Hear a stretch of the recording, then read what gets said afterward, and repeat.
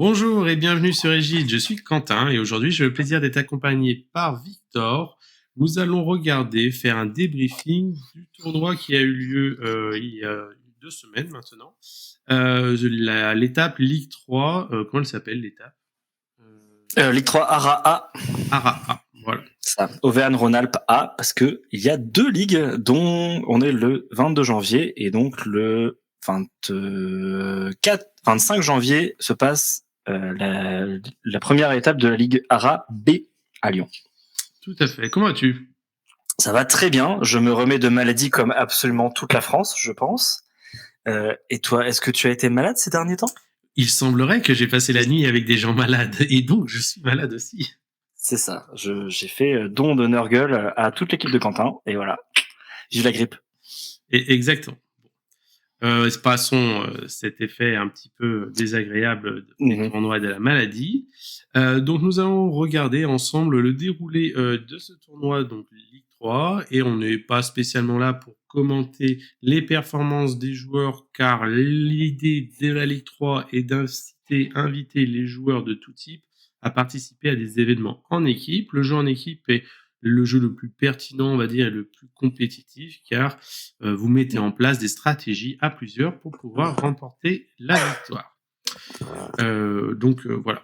De ton côté, il faut savoir que c'était ta première participation en tant que capitaine d'équipe à un tournoi. Ouais. Comment ça s'est passé ?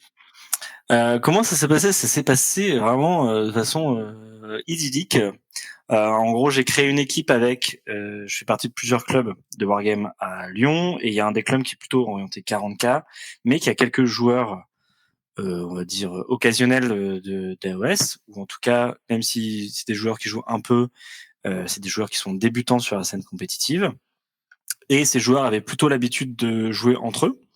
Et donc je les ai croisés plusieurs fois dans ce club-là et je leur ai proposé donc, avec l'occasion de la Ligue 3, de leur faire en gros une initiation à la compétition en équipe. Comme c'était une bande de potes en fait qui se lançaient, bah en fait ils étaient hyper chauds pour être accompagnés et faire leur premier pas dans ce milieu qui est beaucoup moins intimidant que ce qu'on peut penser. Et donc voilà, ça s'est très très bien passé. L'objectif c'était surtout de leur faire découvrir tout ce qu'il y a autour d'un tournoi en équipe notamment, mais ça peut être un tournoi solo si vous partez en groupe dans un événement un peu loin. Et donc c'est la réservation de l'hôtel, tous ensemble, manger ensemble, débriefer des parties. Vraiment c'est le week-end entre mecs où vous ne parlez que de Warhammer pendant 40-72 heures. Et de ce cas-là, c'était une vraie réussite. Vraiment. Très bien. Indépendamment du résultat qu'on peut faire, en fait, c'est juste, ils ont pris beaucoup de plaisir, donc c'est super. Oui, c'est-à-dire l'idée dans tous les cas, comme moi en tout cas, que je peux vous donner, si jamais vous hésitez, en effet, c'est de trouver un groupe d'amis proches, plus ou moins éloignés, et de partir sur une petite aventure comme cela. Les années précédentes, on va dire que le nombre de tournois en équipe était assez limité du fait que il faut qu'une association, un club puisse accueillir. C'est ça. Aujourd'hui, nous avons le système de l'AOSFF qui essaye de mettre en place du coup des tournois en équipe sous un label de ligue qui permet d'encadrer tout cela. On peut aimer, pas aimer le format, ce n'est pas la vidéo du jour. Cependant, ça permet un peu à tout le monde de pouvoir participer. En fait, ça permet au moins de faire des groupes de niveau, en tout cas des groupes de prétention, on va dire, parce qu'il n'y a pas de... il n'y a pas de filtre à l'entrée, personne ne contrôle que vous savez jouer ou pas, et vous place ensuite, et donc du coup, vous vous inscrivez en tant qu'équipe dans un niveau 1, 2 ou 3, donc là c'est niveau 3, et donc en fait, l'intensité de la partie est graduelle également. Je pense qu'en Ligue 1, ils sont extrêmement à fond. Là, alors, c'est quand même des gens qui savent jouer, parce que j'ai pas eu trop de joueurs vraiment qui débarquent avec 2 parties dans les pattes et ils savent pas choisir une tactique, ce genre de choses. C'est quand même des gens qui savent jouer, mais c'est pas des gens qui ont tryhard les stats, ont toutes les filles de manière optique pour sortir la meilleure liste. Moi, j'ai eu par exemple des joueurs qui voulaient sortir une liste en Night Hunt, par exemple, mais qui n'avaient pas forcément les filles en fait pour pouvoir la jouer. Donc du coup, ils ont dû s'adapter en fonction de ça. Donc en fait, c'est un niveau plus accessible, mais pas non plus débutant. Tout à fait. À savoir que nous, dans cette étape-là, qui est une étape en 2 parties, il y a la partie aller qu'on vient de faire, et on va faire le retour en mars. C'était un très bon, une très bonne dose, un très bon température. Comment on prend la température? Un thermomètre, un très bon thermomètre, pour se rendre compte qu'en effet, nous avions un panel qui était très hétéroclite, avec des joueurs qui ont de l'expérience et qui venaient plus pour pousser des figurines et discuter avec les copains, et en effet, des joueurs qui étaient beaucoup plus débutants, voire très débutants dans certains cas, et qui ont découvert leur premier tournoi, leur première partie en équipe, et le système qui va avec. C'est Donc, ça. c'est vrai que On c'est rappelle que, super intéressant. en gros, la Ligue 3 c'est des équipes de 6 joueurs et vous avez maximum dans cette équipe de 6 joueurs 2 joueurs qui appartiennent à une ligue supérieure, donc Ligue 2 ou Ligue 3. Bon là, on a dû un peu s'adapter parce que maladie et épidémie oblige. Moi, j'ai eu par exemple un abandon le vendredi après-midi, donc au moment où on doit partir pratiquement. Vive la gastro. Donc j'ai dû compenser avec un joueur et j'ai pu prendre un joueur qui est également en Ligue 2, donc on avait plus de joueurs que normalement autorisés. Mais bon, on fait ce qu'on peut avec ce qu'on a et au moins on a pu tous jouer ensemble. Pareil, en gros les 3 premières équipes qui ont fini les 3 premières dans le tournoi sont avec plus de joueurs de niveau moyen que ce qui est normalement autorisé. Mais c'est mieux ça que d'avoir des gens qui jouent pas ou des équipes qui doivent s'annuler, ce genre de choses. Oui, c'est ça. À savoir que dans ton équipe, donc toi, tu avais plus de joueurs, entre guillemets, vous étiez une équipe Ouais. illégale, mais quand on Oui, est au c'est ça. dernier mouvement, on préfère avoir un joueur en plus qui vient compenser que se retrouver avec une équipe qui ne peut pas venir ou des choses comme ça. Oui. Moi, je sais que dans mon équipe, ça a été très très compliqué la mise en place parce que, entre guillemets, le capitaine de l'équipe dans laquelle j'étais devait renoncer à sa place parce que eux, ils étaient à peu près dans la même idée que toi. Ils étaient 4 joueurs qui jouaient très très peu avec 2 joueurs un peu confirmés. Et finalement, les semaines passant, les 4 joueurs qui jouaient très peu ont quitté le navire et donc ils se sont retrouvés qu'à 2 sur 6. Et de mon côté, moi, l'équipe que j'avais constituée il y a quelques temps s'est vue rejetée. Bah, il n'y avait plus de place dans la ligue, en fait, tout simplement. Ouais, c'est ça. Ouais. Les gens ils savent pas lire un Excel et c'est de ma faute. Et du coup, on a fusionné une partie de mon équipe avec celle de Blaise et on est retombé dans pareil un calcul un peu foireux parce que bah il y avait des joueurs de Ligue 2, d'autres qui n'étaient pas inscrits. Ensuite, Blaise dans son équipe, ils ont disband, donc finalement ils étaient plus en Ligue 2. Moi, je n'étais plus joueur non plus. Bon, ça a été un. Ouais, bah alors ils ont disband la veille du tournoi à Ligue. Ça, c'était pour lors de l'inscription, ils étaient bien en Ligue 2. Mais Oui, bref, mais voilà. on embrasse très fort les gens de Saint-Etienne. C'est ça. Donc voilà, on va dire que c'est toujours un peu compliqué, mais l'intérêt, c'est que n'ayant pas de vocation à vouloir, entre guillemets, prendre des places dans les ligues supérieures, parce qu'il y a tout un système de goulot d'étranglement pour pouvoir monter et descendre dans les ligues, on vient juste pour s'amuser et on passe un bon moment. C'est ça. Et donc ça a été respecté parce que on n'a pas... Moi, j'ai vu très peu de clocks qui ont été mis en place, donc personne ne s'en est servi pour mettre la pression sur l'adversaire. C'était vraiment, on joue à la limite bien, mais on se met pas la pression non plus pour ça. Exactement. C'est passé un bon moment. Oui, à savoir que l'organisateur du tournoi avait fait une note d'intention au début du tournoi pour inciter les joueurs à jouer fair play, à ne pas pousser les adversaires dans des situations compliquées, parce que ce n'est pas le but ici. C'était de bien s'amuser, de passer un bon moment tous ensemble. Exactement. Donc maintenant que cette présentation de la Ligue 3 est faite, donc on vous encourage tous et toutes à venir vous inscrire dans les tournois en Ligue 3. Cette année, c'est un petit peu compliqué, mais il y a toujours des petites places qui se libèrent dans des équipes, parce qu'il y a toujours des gens malades, des choses comme ça, si vous voulez découvrir. Sinon, il faut espérer que des clubs vers chez vous organisent ce genre de tournoi. Globalement, ce qu'on peut conseiller, c'est quand vous voulez vous mettre à la compétition, commencez par faire des petits tournois solo, déjà pour voir un peu comment on joue, et ensuite pour rencontrer des gens. Avec ces personnes que vous rencontrez au fur et à mesure des tournois, constituez-vous un groupe d'intérêt, on va dire, peut-être faites des tournois de 2 jours à partir de ce moment-là en 5 rounds. Et en fait, avec les gens que vous croisez, avec qui vous entendez bien, constituez une équipe et ça part de là, en fait. Tout à fait, tout à fait. C'est toujours l'idée. Après, vous pouvez accélérer ces choses-là en entre guillemets, poussant les gens de vos clubs, des endroits où vous jouez, à savoir qui est intéressé ou autre. Souvent, les équipes sont principalement des joueurs de club entre eux, quoi. Donc ça, c'est fait. Alors maintenant, nous allons regarder un peu le déroulé du tournoi, essayer de comprendre comment ça fonctionne, comment ça se passe pour toutes les personnes qui n'ont aucune idée de comment se passe un tournoi en équipe.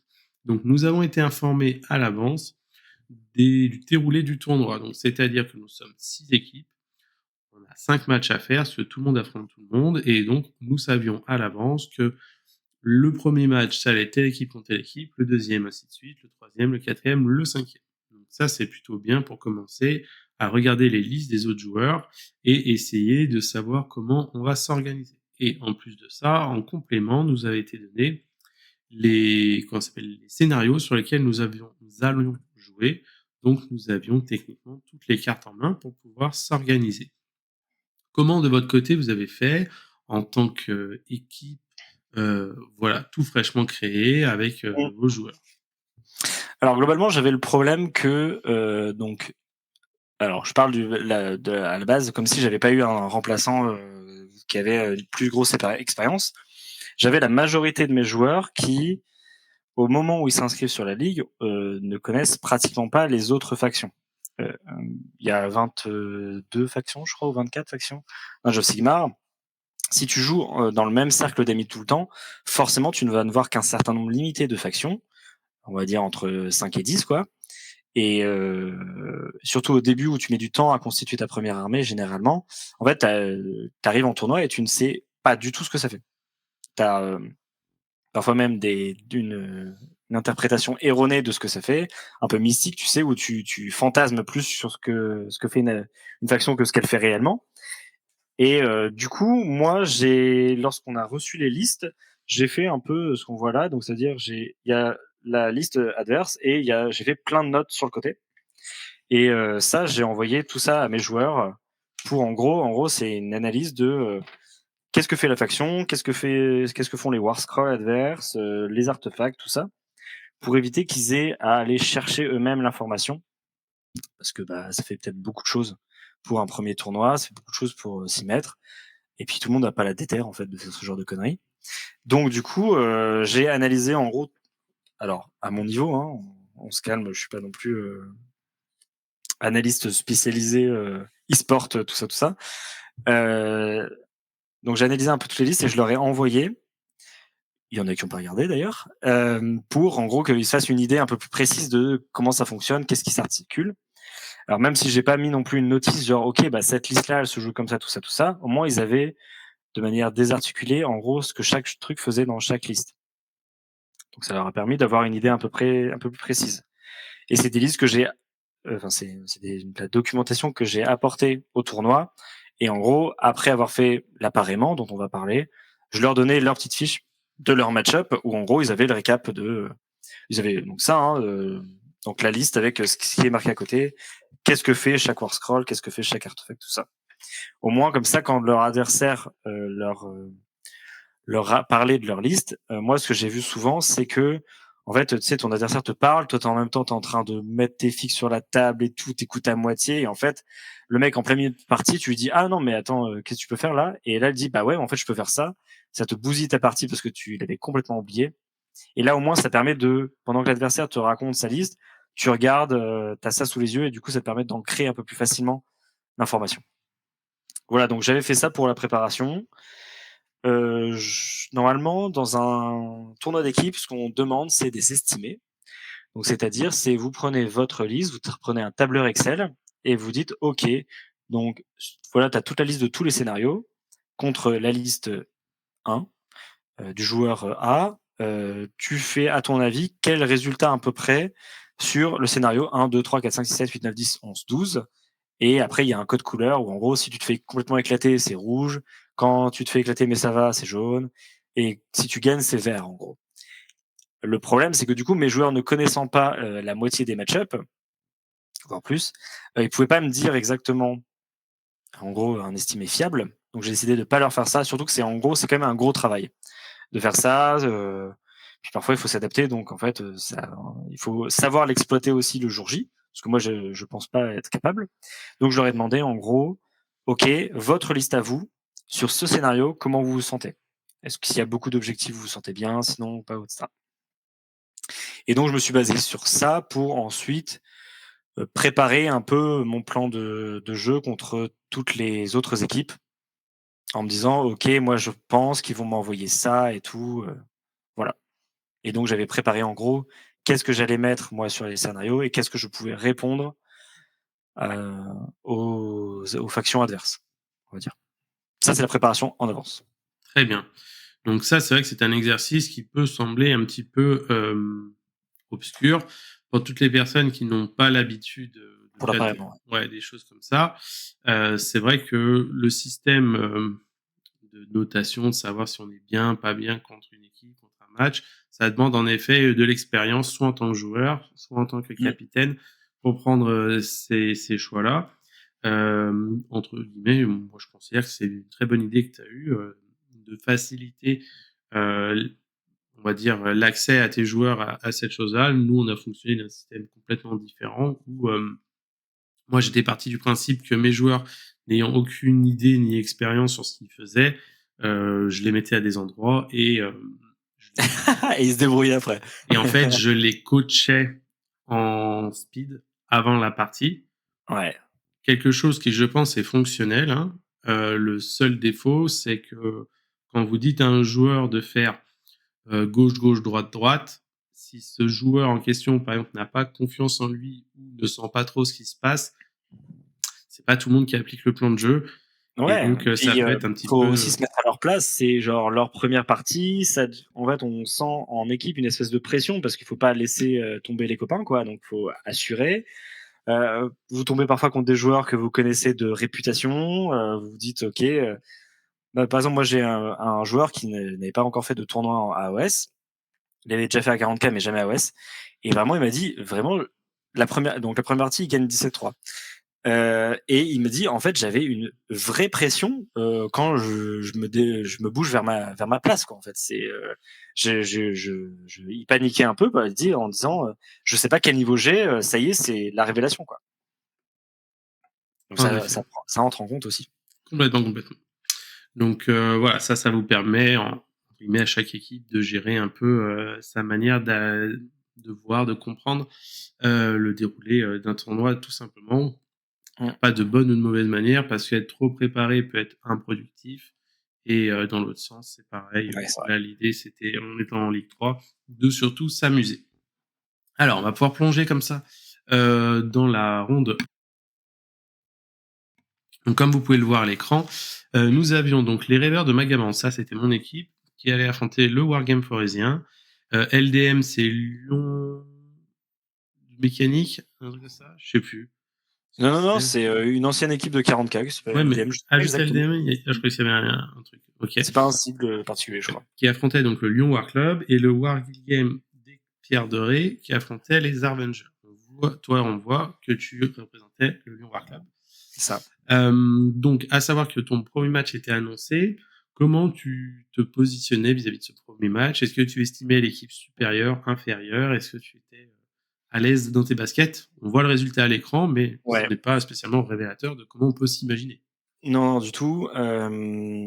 Alors, là, c'est un premier point d'intérêt, c'est que il faut prendre conscience aujourd'hui que avoir accès à une liste optimisée et forte, c'est extrêmement simple. Donc, vous pouvez pas. Moi, à chaque fois que je reçois les listes dans un tournoi, je me dis oh putain, mais les mecs ils sont à 200%, quoi. Et en fait, c'est assez facile de copier la liste qui fonctionne bien. Ça s'échange sur les Discord, etc., sur Internet. Donc vraiment, l'échange d'informations se fait très bien. Donc c'est difficile d'estimer le niveau des joueurs, d'un niveau de l'équipe en face, de ce que tu vas faire et tout, si tu connais pas les joueurs. Parce que tu as toujours tendance à te dire, bah ok, il faut que j'estime ce que je vais faire contre un joueur qui joue parfaitement. Personne joue parfaitement, bien sûr. Mais tu peux pas non plus dire bah c'est bon, de toute façon je vais jouer que contre des grosses merdes, donc il peut jouer ce qu'il veut, c'est pas un problème. Donc c'est assez difficile d'arriver hyper confiant comme ça dans une partie, parce que tout le monde a tout le monde a au minimum des listes cohérentes. Il n'y a pas de liste complètement what the fuck. Et il y en a beaucoup qui ont des listes méta que tu revois souvent dans les gros tournois, etc. Donc généralement, tu arrives dans une ronde assez humble. Faut pas non plus se dire Cocorico, c'est bon. Je connais Fiflo, qui est dans notre équipe de Ligue 2. Flob également, on le croise souvent en tournoi, enfin en partie amicale sur Lyon. Et en gros, je pensais que leur équipe avait un niveau correct, exactement comme le nôtre en fait. Globalement, en termes d'estimation, je voyais les Avengers en niveau d'équipe très au-dessus de tout le monde. Et après, je trouvais que en fait, ça se valait et ça allait se décider sur la table, quoi. Ce qui est assez sympa. J'ai pas trop eu de tort sur le sujet, mais en fait, parce que les Team LDM est une ancienne équipe de 40K, donc je me dis qu'au moins ils savaient jouer au Wargame et tout. Et en fait, ça s'est très bien passé. Je pense ça s'est bien passé au pairing. J'avais bien préparé ce que je voulais et tout. Et en fait, globalement, arriver à faire son pairing, à l'anticiper et à ce que tout se déroule bien, c'est quand même une grosse partie du travail qui est fait, parce que ça met vraiment vos joueurs dans de très bonnes dispositions. Voilà. Donc j'étais un peu attentiste, je savais pas trop quoi attendre de cette round, parce que je connaissais pas le niveau en face, et alors je connaissais pas le niveau de mes propres joueurs.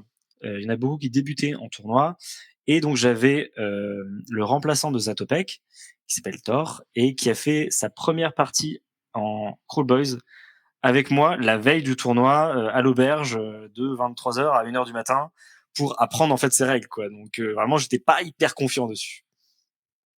Très bien, très bien. Donc, en effet, nous aussi, de notre côté, quand on a commencé à réfléchir à ça, nous, on mettait les Avengers en premier. C'était des joueurs d'expérience. Ensuite, c'est vrai que le Wargame forésien et les pierres dorées, je les mettais plus haut que nous, en tout cas que mon équipe à moi, parce que c'était un peu le zoo, mon équipe. C'était difficile à estimer notre niveau moyen. Le Lyon War Club m'avait été vendu comme des joueurs très peu expérimentés, donc je qualifiais à peu près à notre niveau. Il se trouve que finalement, c'était un peu plus compliqué. Et le LDM, on avait vendu aussi un peu avec des joueurs qui avaient de l'expérience. Et du coup, j'avais vraiment peur. Moi, je nous situais vraiment dans le bas du classement. Mon objectif c'était avant-dernier. Hein. C'était ne pas finir dernier. Ouais, voilà, nous, c'était ça aussi. Mais au fond de mon cœur de compétiteur, je m'étais quand même dit que si on sort un peu les doigts, la 3e place peut être jouable, mais il y avait du monde sur table. Mais alors, il faut quand même qu'on rappelle que on a un joueur par équipe entre nous deux qui devrait pas être là et qui a un niveau supérieur à un niveau global supérieur aux joueurs qu'on aurait eu à la place. Ah, complètement. Donc voilà, donc nous on va commencer en tant que les rêveurs de Magamance contre le Wargame forésien. Donc c'est vrai que j'estime tout de suite que l'équipe est au-dessus de la nôtre. Je vais travailler personnellement les appareillements vis-à-vis surtout des scénarios et de ce que mes joueurs peuvent faire, parce qu'il faut savoir que dans mes joueurs, j'ai quand même des joueurs qui sont pas très confiants, qui manquent d'expérience, voire qui savent pas du tout ce qu'ils foutent là. Et du coup, c'est vrai que c'est à prendre en compte dans l'appareillement, mais c'est difficile parce que faut pas non plus construire que sur ça, quoi. Voilà, à savoir que moi, dans mon roster, j'ai donc Wallace qui va jouer Gloom, principalement Troll de Pierre et Squig. Père Blaise qui joue un STD Chosen Bellacorn, mais sans Vanguard avec des Ogre. Donc c'est un STD un peu plus mou, entre guillemets. Elon qui lui va jouer un magnifique Ushoran Full Morbeck Knight. C'est vraiment très sympa, quoi. Ouais, on est content d'avoir ça. Breivik va jouer un Iron Joe très équilibré, Brut, Mokrocha, Gorgontas, quelque chose qui est un peu passe-partout. Et Miette, un Stormcast principalement piéton, avec un peu de long strike. Et moi, je vais jouer une liste de merde en doc, qui est vraiment une catastrophe. Voilà. Ça, on peut rappeler, c'est ta spécialité un peu d'arriver dans un tournoi en disant j'ai un concept, je sais pas trop, je l'ai pas trop joué. C'est à peu près ça. C'est à peu près ça. Donc nous, sur notre premier round, on va perdre, vous voyez, 53-67. Je pense que certains de mes joueurs auraient pu faire mieux. Par exemple, on voit Koalas qui fait un 5-15. J'estimais à ce qu'il soit plus proche de 8, 9, 10. Ça peut mieux se passer. Blaise contre Siggy, pareil, 8-12. Je pense qu'il aurait pu aller chercher la victoire. Elon, par exemple, au moment où il commence son appareillement, il vient me voir, il me dit ouais, qu'est-ce que je fais? Je lui donne une consigne, il l'applique, ça se passe très bien. Voilà, c'est ce genre de consigne. C'est l'expérience aussi. C'est un... Ah oui, oui. Là, en V4, il a moins de temps de jeu, mais il a fait beaucoup de tournois aussi, quoi. Complètement. Emiat est un joueur avec aussi beaucoup moins d'expérience. Je le guide un petit peu, il fait un résultat tout à fait correct. Et moi, ma partie n'a aucun sens. Donc voilà, donc on a on arrive à ce résultat-là. Je pense qu'avec un petit peu plus de réussite dans ma partie, je peux aller chercher le nul pour la petite victoire. Et on arriverait sur une petite défaite, voire un petit nul. Là, il y a un bon delta. Mais en tout cas, on finit la round 1. Voilà, c'est la première, 9h, on n'a pas tous très bien dormi. Il y en a qui sont pas du tout chauds du matin. Donc on est un petit peu réveillés. Donc nous, on a pris un gîte à 12, donc à nos deux équipes, ce qui était extrêmement drôle. Ce que je vous conseille de faire, si vous arrivez à vous préparer un peu en avance, c'est vraiment trop bien. On avait vraiment une orga aux petits oignons. Et par contre, on a découvert que certains ronflaient, quoi. Donc ça, c'est les surprises. En plus de la maladie, c'est les surprises de voyager en groupe. C'est préparer des boules caisses. Vraiment, c'est un conseil que je peux vous donner. Vraiment, préparez-en. Exactement.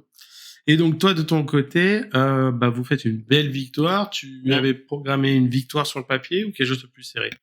Pas du tout. Je pensais vraiment quelque chose de serré. J'avais donc faut savoir, ils avaient un Zinch en face, un STD. Tout le monde avait un STD pratiquement. Un Séraphon qui était assez tanky. Je voyais venir sur les scénarios à peu d'objets.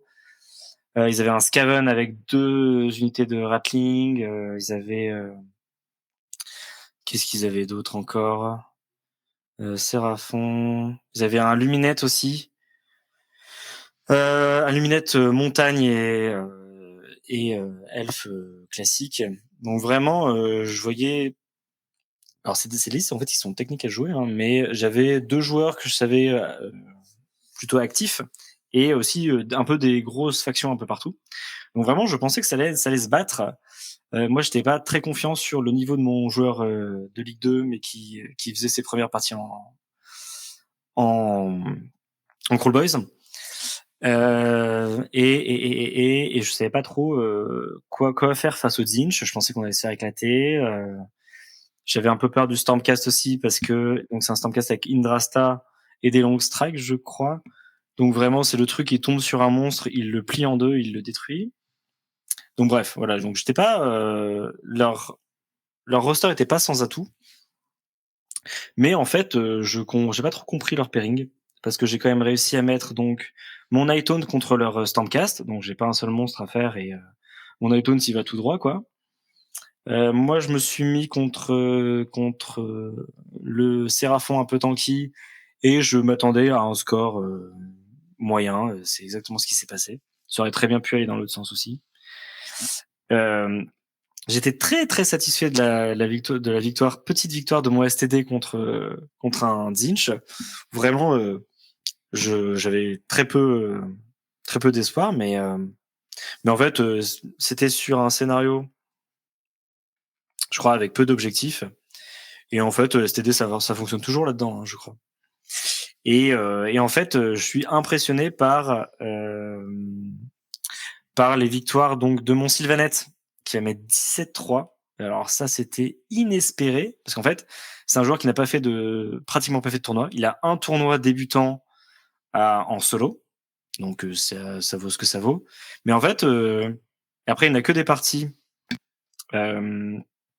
amicales et en fait, c'est juste qu'il joue bien, quoi. Donc c'est juste qu'il s'est jamais frotté à la compétition, mais il sait jouer. Et donc il va mettre un 17-3, je crois, à un Skaven. Tac, non, c'est pas Oskaven. Booba, je sais plus ce qu'il joue. Booba, c'est le Luminette. C'est le Luminette. Donc voilà, je sais pas comment il a fait, mais j'en suis ravi. Et mon joueur qui débute en Cruelboy. En Cruelboy, il va réussir à mettre un 17-3 aussi. Et en fait, ça c'est des scores que j'ai pas du tout anticipé. Et donc du coup, je sais pas, mettre 17-3 à un Scavenge, ça me paraissait pas évident, mais bon, bah, écoute, ça s'est donc très bien passé. En fait, je suis très au-dessus de mes estimés, quoi. Bon, bah, une bonne round. Une bonne Mm. round, une bonne round. Et donc, on peut... Excellente, en fait, ça s'est joué aussi. Et c'est là la différence que tu vois entre la liste théorique et après le pilote qui la joue. Il faut vraiment, parfois, tu as des listes qui sont très techniques. Et bah, en fait, faut beaucoup d'expérience dessus pour les mener à bien, quoi. Et bah, je sais pas, j'ai peut-être dû avoir plus d'entraînement sur mes joueurs, et même sur des listes moins optimisées, il les maîtrise mieux. Par exemple, mon Sylvanette, il avait un Trilord ancien, un Trilord, ça tu vois ça jamais. Il joue pas à l'Ariel, il joue un Warsong que tu vois jamais non plus. Donc en fait, il a sa liste à lui, mais il sait la jouer et il la joue bien, et donc ça roule tout seul, quoi. Ouais, en effet, hein, nous, je sais que les difficultés qu'on a pu avoir, oui, c'est ça, c'est-à-dire des fois estimer des listes, c'est toujours difficile parce qu'en effet, LDM sur le papier, ils ont des grosses listes et ça fait peur, quoi. Mais en fait, ils sont trop envoyés à s'envoyer des photos de leur quick pour réussir à faire des perfs. C'est ça le problème. Exactement. Ensuite, du coup, nous avons le Wargame, donc les pierres dorées, contre les Harvengers, 31-89. Les Harvengers sont des bons joueurs, les pierres dorées sont des bons joueurs aussi, mais il y a quand même un niveau. Oui, globalement, donc vous aviez 5 rondes capées à 90, vous pouvez pas marquer plus de 90 points. Les Harvengers vont sur le tournoi marquer, donc sur 450 possibles, 405 points. Donc ils ont fait un très très bon tournoi. C'est pas, ils ont marqué un point de plus que le cap, mais c'est pas déshonorant de perdre comme ça face à cette équipe, quoi. Exactement.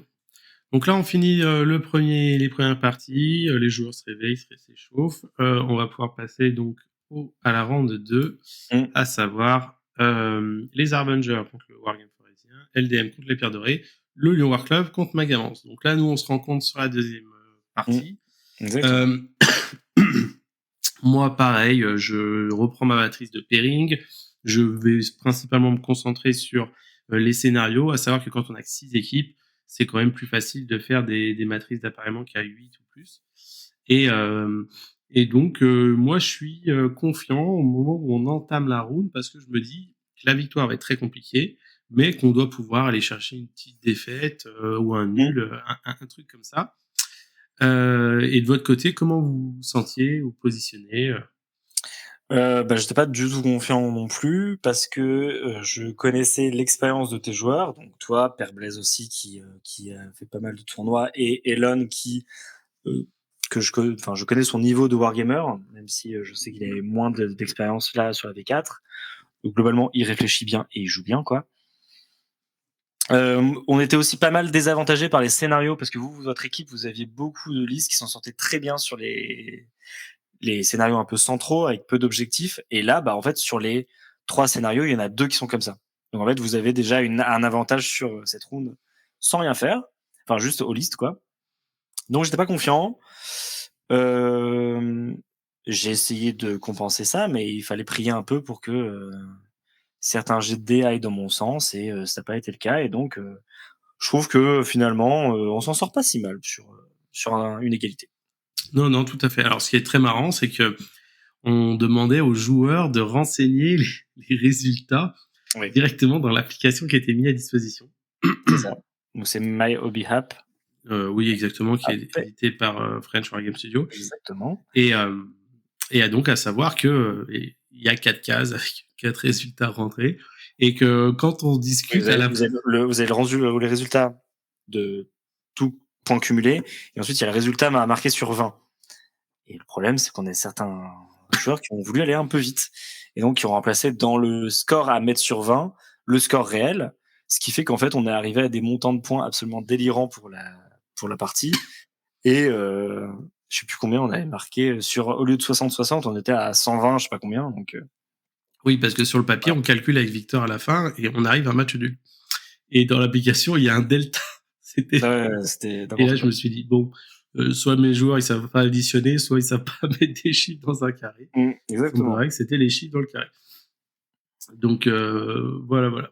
Mais bon, en tout cas, une ronde très intéressante. Donc, toi, tu as fait une victoire contre mon joueur Gloom. Moi, j'estimais quelque chose de... Donc, c'était sur mâchoire de galet. Donc, c'est assez, ça peut être un peu espacé, mais globalement, il y a un gros pâté au milieu, quoi. Et moi, je pensais me faire éclater par donc ton joueur Gloom, il joue un peu de squig et des gros packs de trolls. Et je pensais que vraiment c'était imbougeable. Et en fait, j'ai réussi à le faire commencer, à marquer moins de points que lui, et donc du coup, à pouvoir au début du round 2 détruire un objectif. J'ai détruit l'objectif central, en plein milieu. Et donc du coup, en fait, lui, il s'était posé dessus avec ses trolls, et il a pas trop réussi rebondir, pas trop su réagir. Parce que moi, j'avais mis des écrans juste devant ces trolls, et derrière, j'avais 2 énormes packs de ghouls qui, je pense, auraient quand même pu faire énormément de dégâts. Et en fait, du coup, ça s'est pas joué au centre, ça s'est vraiment joué sur le côté. Ce qui l'a pu faire quand même, parce que les squeaks, ça bouge pas mal. Mais en gros, j'ai réussi à plutôt neutraliser son pack de trolls. Alors, du coup, j'ai dû rester un peu chez moi aussi, parce qu'il me menaçait quand même. J'ai pas pu faire n'importe quoi.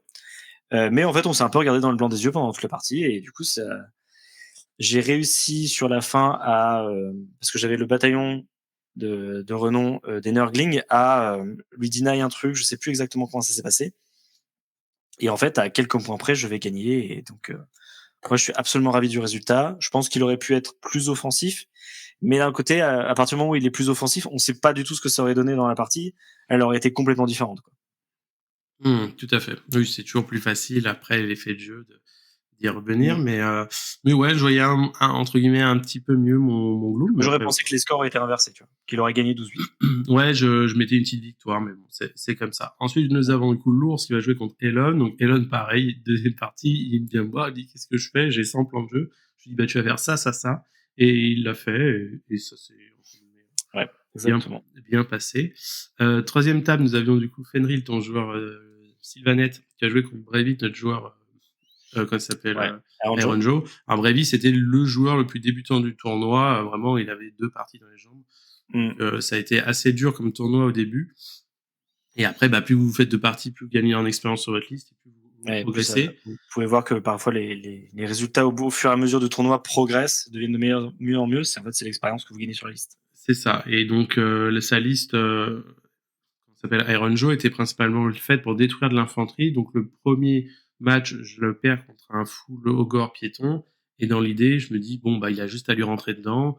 Il va taper des trucs, ils vont se faire taper dessus. Il a une meilleure save. Donc, il y a un monde où ça peut bien fonctionner. Sauf qu'en fait, en joueur et manquant d'expérience, respecter les bulles d'interdiction, c'est difficile. Le placement, c'est le plus dur dans le jeu. Oui, ça court vite les hommes. Ouais, ça sanctionne vite. Et là, Sylvanette, c'est pas facile non plus. Donc, j'essaie de dire, fais attention aux forêts, c'est le château sur lequel il va se lancer. Et puis, il faut que tu arrives à c'est la limite. Ton idée de faire un petit check-up avant, c'est qu'en fait, tu peux pas lui donner trop d'informations trop vite, parce qu'en fait, sinon, il va complètement se noyer dans tout ce qu'il doit retenir. Et en fait, mettre ça en application, ça prend du temps, quoi, en fait. Oui, c'est le défaut de ma manière de fonctionner aujourd'hui, c'est que quand vous arrivez sur votre match, vous présentez votre liste à votre adversaire vous présente la liste. Donc, vous avez quand vous connaissez pas ce qui se passe en face, vous avez des notions à retenir. Brevy, moi, m'a dit, non, mais à chaque fois, on m'explique ses listes, le mec, il peut me chier dessus, ça change rien, je comprends rien s'il m'a dit. Parce que j'ai aucune idée de ce que ça fait. Et du coup, donner en plus à un joueur qui n'a aucune expérience, quand un joueur, il a de l'expérience, il dit, OK, je comprends le plan de jeu, j'y vais, quand c'est plus dur. Donc, si j'avais la volonté de faire comme ça, à chaque fois que j'avais un pairing qui se finissait, dire à mon joueur, OK, alors voilà, il va se passer ça, tu vas devoir faire ça. Et en fait, c'est compliqué. Je pense que si t'es 2 coachs, il y en a un qui peut avoir ce rôle-là.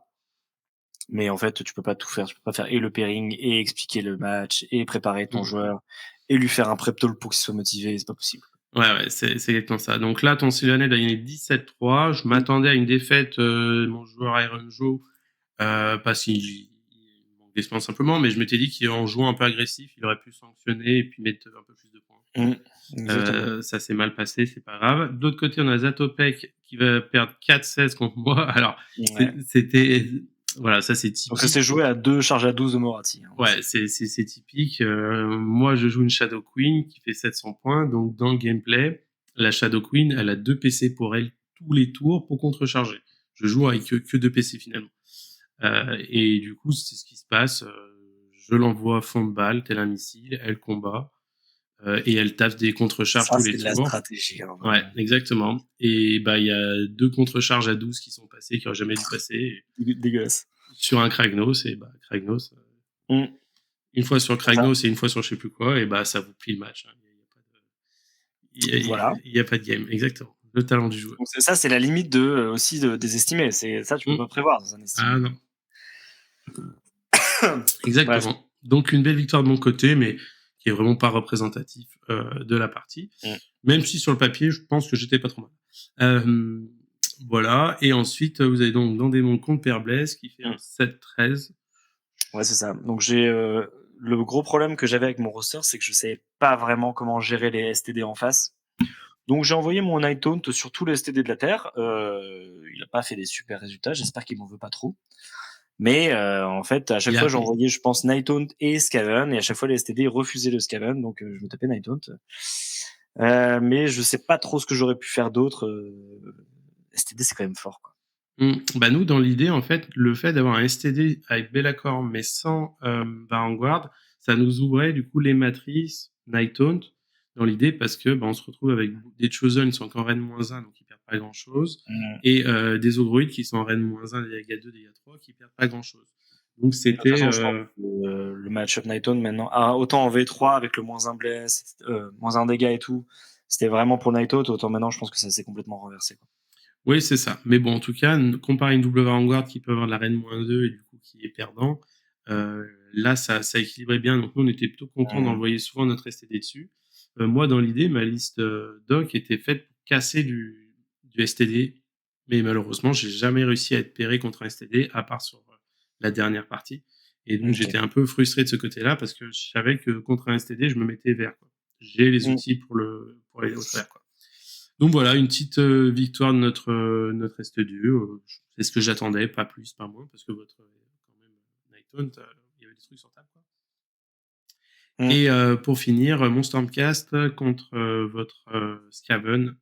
Ouais, et apparemment ils sont un peu vraiment regardés dans le blanc des yeux parce que le Stormcast a eu peur des Rattling Skaven, le Skaven a eu peur des Long Strike et de Yobus Stormcast, donc en fait ils ont oui, moi je m'attendais à... C'est ça, soit je m'attendais à une grosse déculottée d'un côté ou de l'autre parce que un fait de jeu se passe, soit c'était une petite défaite, quoi.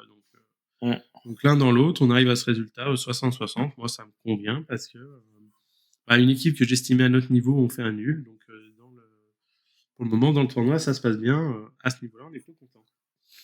Tout à fait. Et donc, vous pouvez voir que le LDM, là, va mettre 40 points, 79 contre les Pierres Dorées.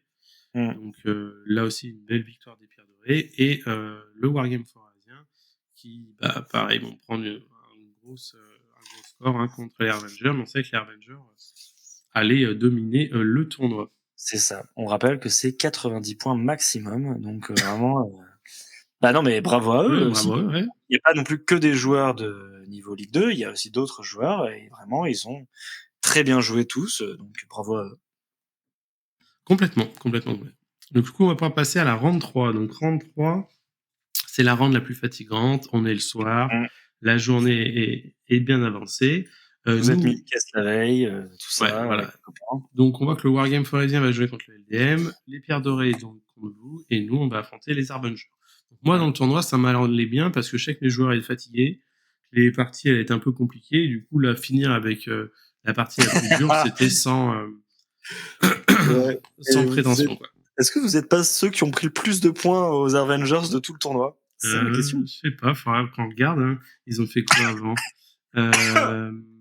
89, ensuite 85, et nous 71. Ouais, il faudra renvoyer avec les suites. Pas mal. Donc voilà, donc de notre côté, bah moi je savais qu'on allait perdre. C'est très difficile d'apparier contre une telle équipe parce que des listes très bien constituées avec des clés qui sont difficiles à aller chercher.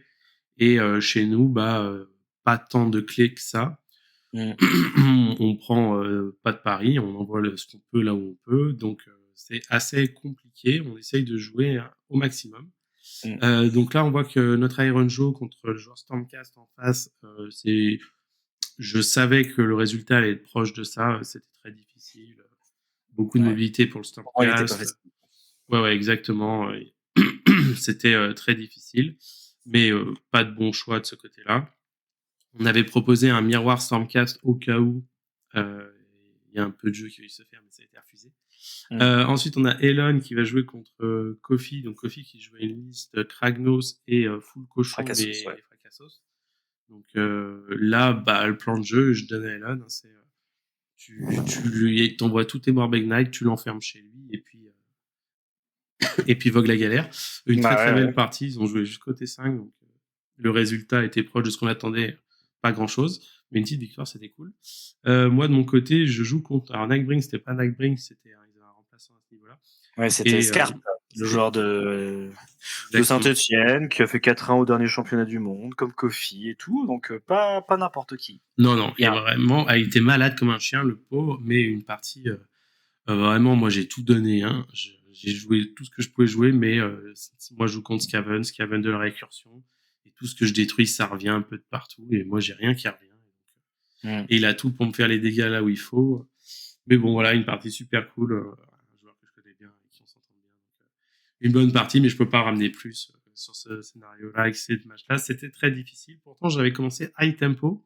C'est l'une des rares fois de ma vie où je fais une partie et T1, j'ai genre 90% de mon armée qui est au close. Hein. J'ai tout envoyé. C'est pas dur, j'ai pris le T1, j'ai le cours, ça charge. Hein. Tout envoyé. Tout. Donc voilà, c'était légendaire.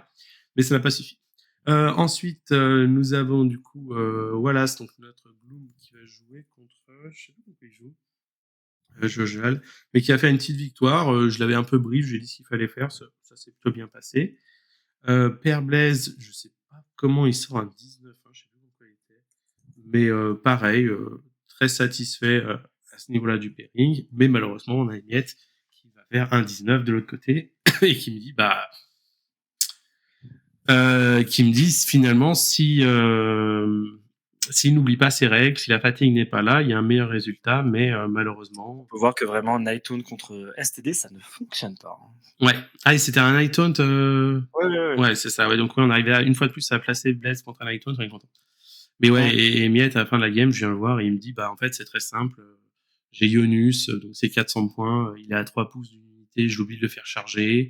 J'ai une autre unité, j'oublie de les faire tirer. Et en fait, j'oublie la règle de Ionus des brûlures. Et en fait, quand on joue avec 30% de ces règles, c'est un peu plus délicat. Oui, c'est ça. Et là, c'est vraiment la troisième partie du samedi. C'est compliqué.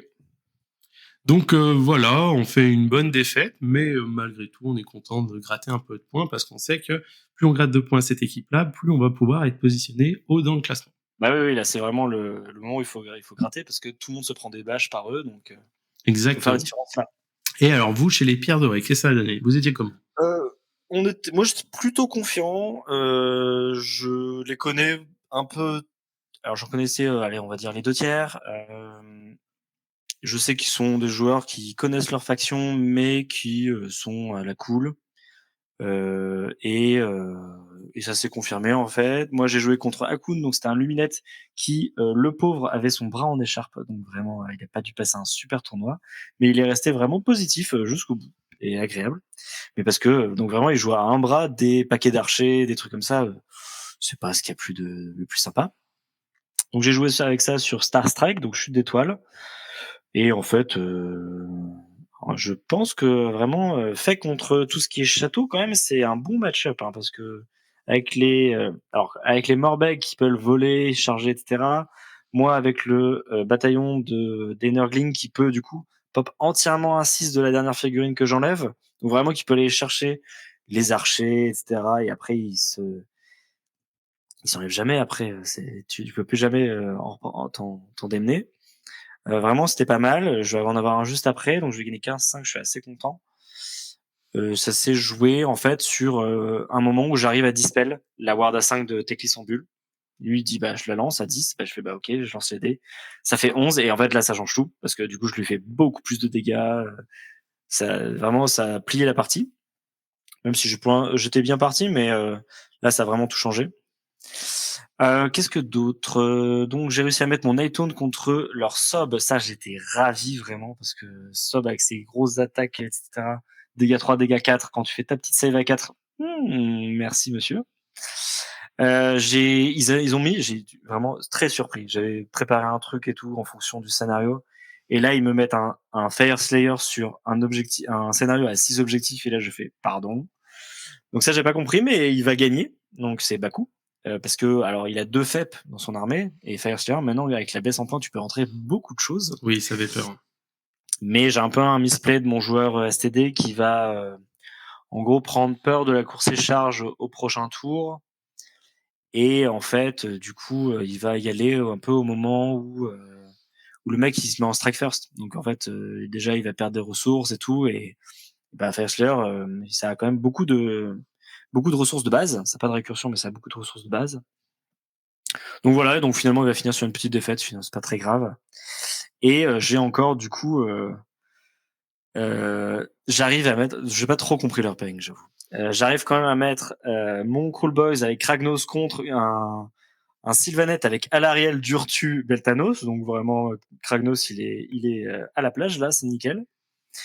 Et je vais mettre donc mon Sylvanette contre Fledou qui joue ses cornes. Donc ça, j'avais un peu peur parce que mon Sylvanette, il faisait pas mal quand même de petites BM à la magie. Et en fait, bah du coup, ça marche pas trop contre Korn, ou c'est prendre un risque.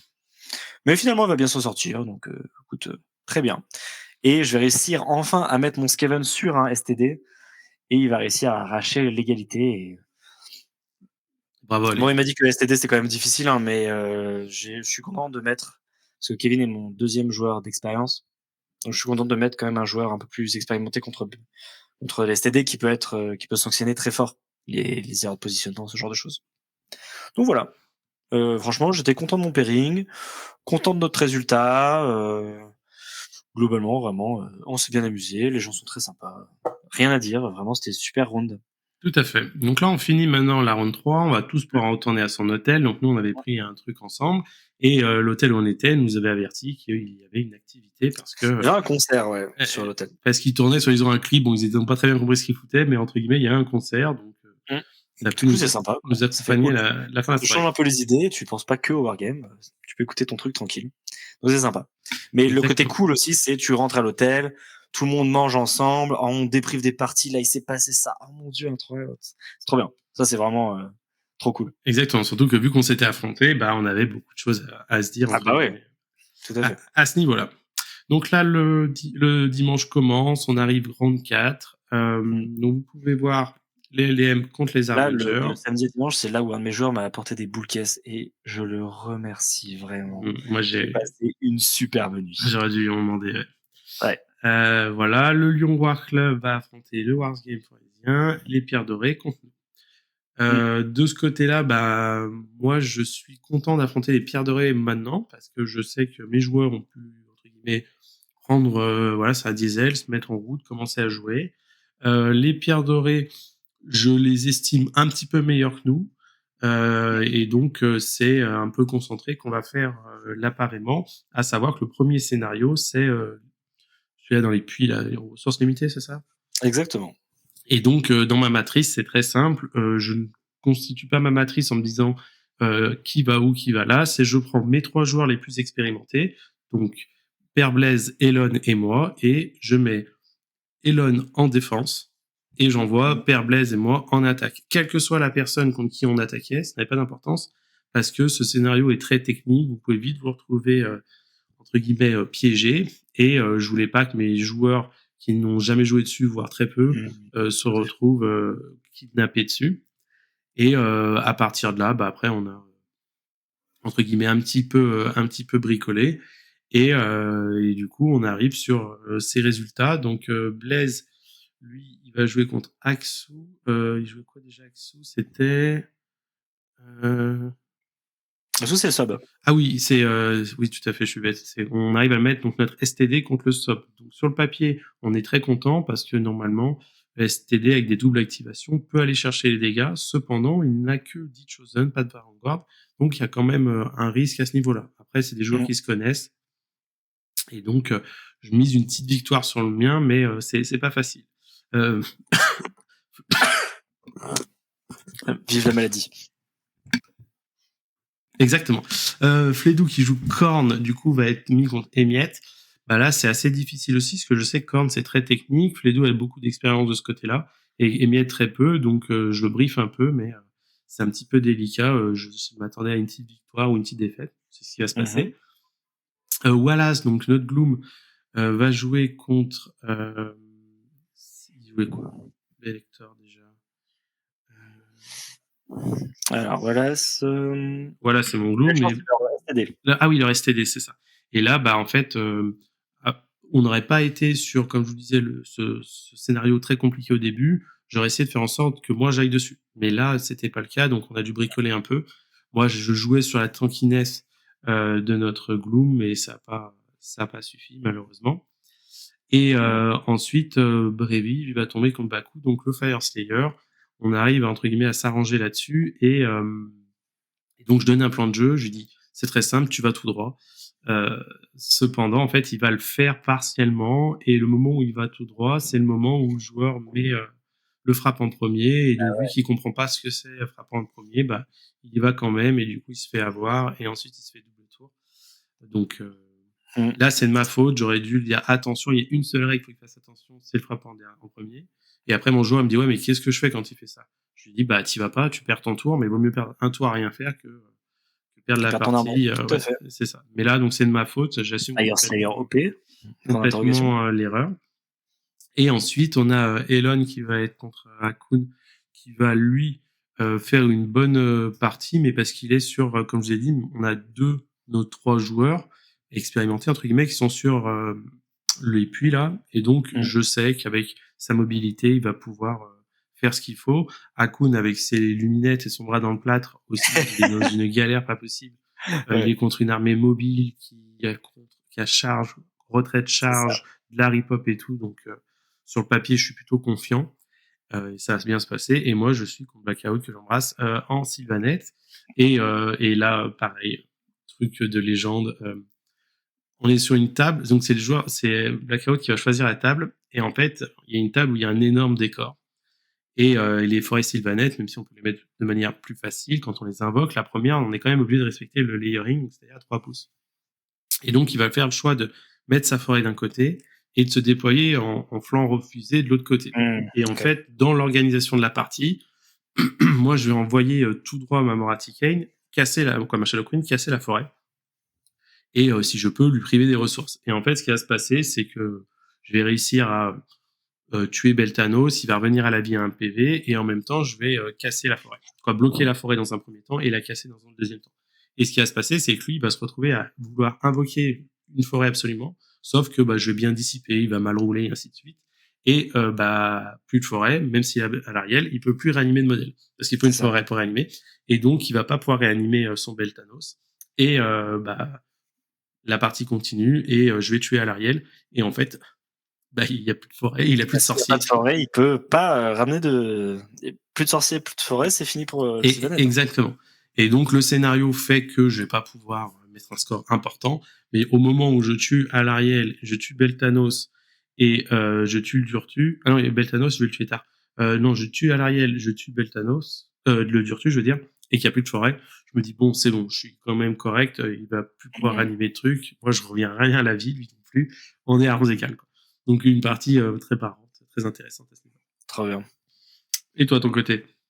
Bah écoute, moi, je vais faire un... Franchement, je suis beaucoup plus confiant là sur cette round. Donc parce que moi, mon équipe, contrairement vraiment à la tienne, j'ai beaucoup plus de factions qui s'en sortent très bien sur les objectifs multiples.